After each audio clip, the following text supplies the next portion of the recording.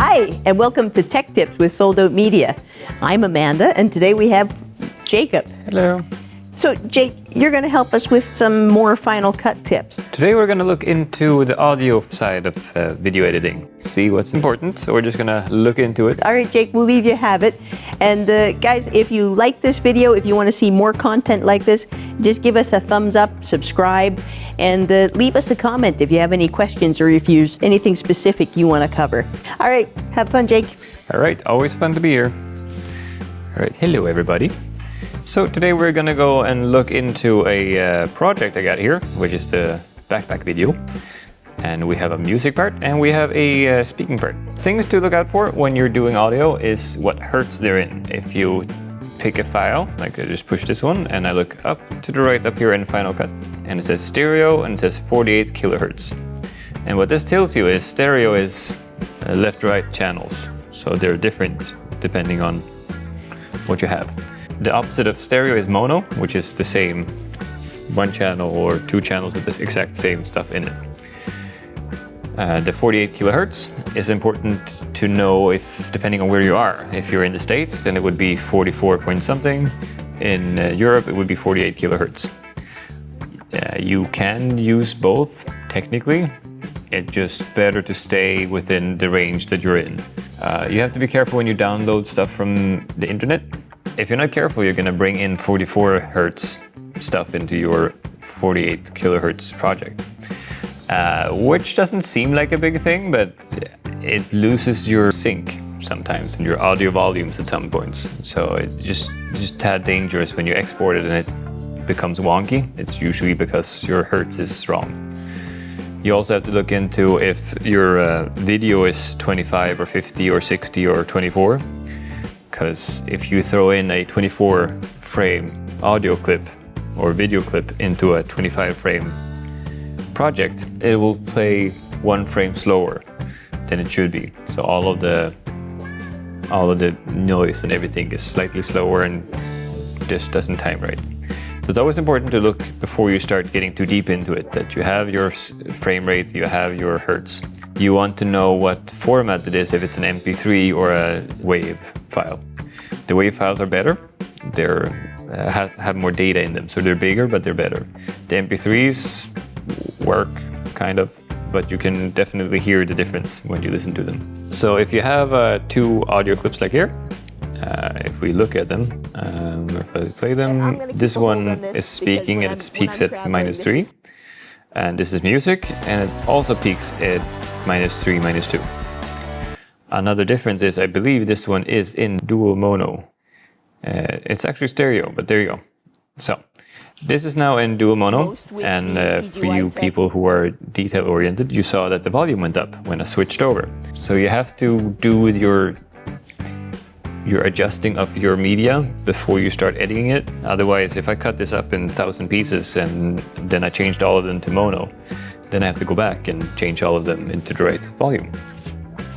Which isn't a big deal, depending on how big a project it is, but it's always better to do these things first, so you only have to do them once. And always ask what they need that are gonna play it. So if they're asking for stereo, then you mix in stereo. If they're asking for mono, then mix in mono. It just makes life easier.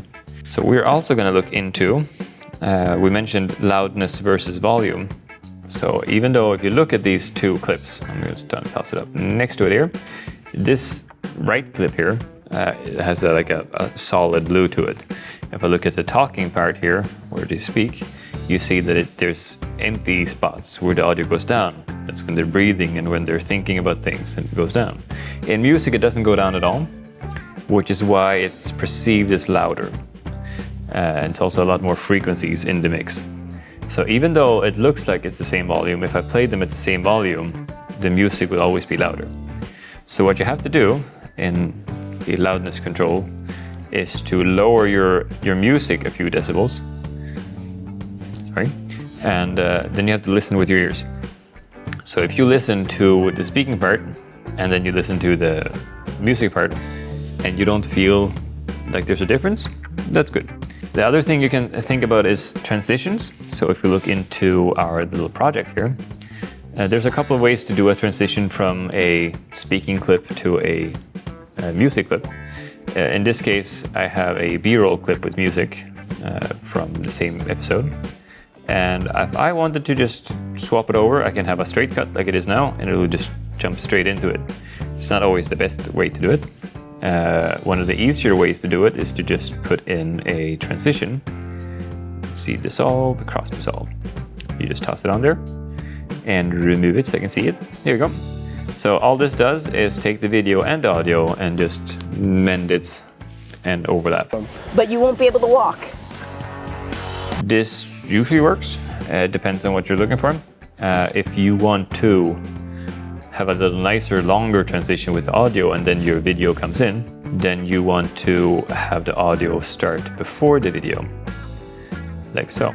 This is one way to do it. Just easily just grab the other clip and put it underneath. And then there's a little dot here in the edge, which is controlling your volume going up.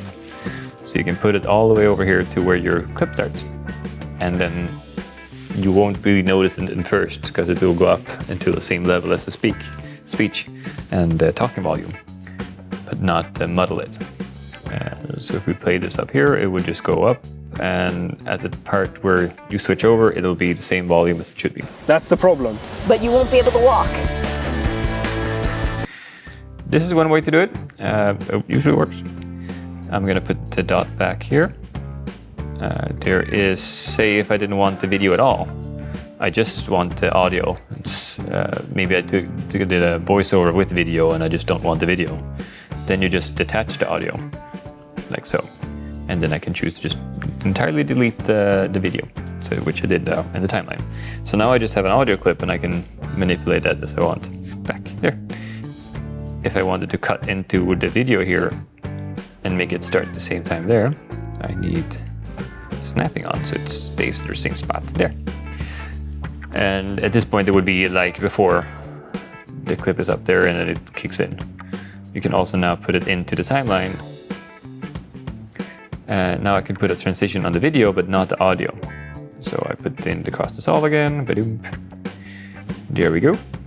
So at this point my audio will kick in and then later on it'll cross dissolve over the video. But the audio is already in. So that's one way to do it.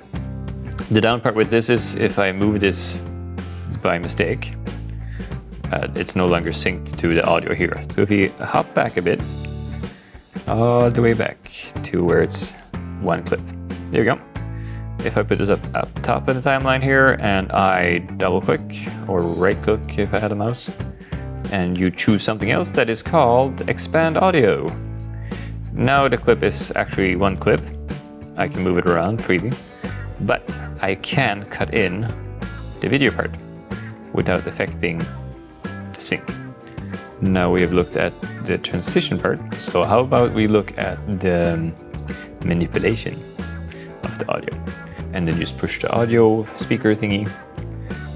You have your volume here. Below that you have audio enhancements. You can analyze the entire clip and it will just try to fix it for you. Sometimes it works, sometimes it doesn't. If you pick a clip here, you have also equalization, which is one of those things that some people find really hard, but it's really good to know. So if you push that button, activate it, pick your clip, pick the audio you want to play with, there. So here up here it says flat and there's a square with little nubs on it. So if you push the little square, you get what's actually happening. Now you can manipulate this by yourself by just pulling these little levers. That's fine. If you know what to do that. If you don't know what to do and you just need some help, you can pick some of the presets here. For example, if I needed the bass to be a little bit beefier, I just push bass boost and you see the bottom end pops up. If I already have enough bass but I want a little bit more of the higher frequencies, the T's and the S's all up there, then I'd say treble boost, and suddenly it's a slope on the other side. There's other voice enhance, music enhance, loudness, hum reduction. Hum reduction is fun because it takes down some of that surrounding noise when you're quiet. Sometimes it works, sometimes it doesn't. You just have to try.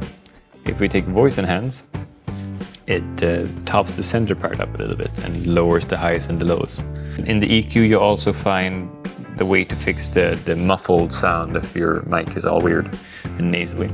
That's somewhere in the low mids. It's that noise. If you're very bassy and like that, but even though your voice is naturally, then you adjust it in the lower levels. If you have a clip where somebody's talking and you hear a lot of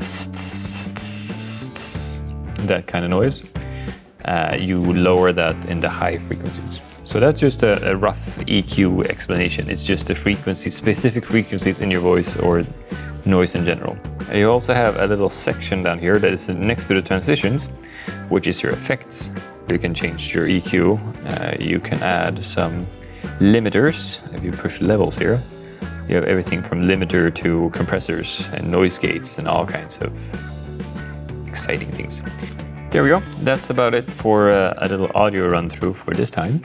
If you have any other questions, just write a message below in wherever you're looking at this, in the Facebook or the YouTube, or send us an email.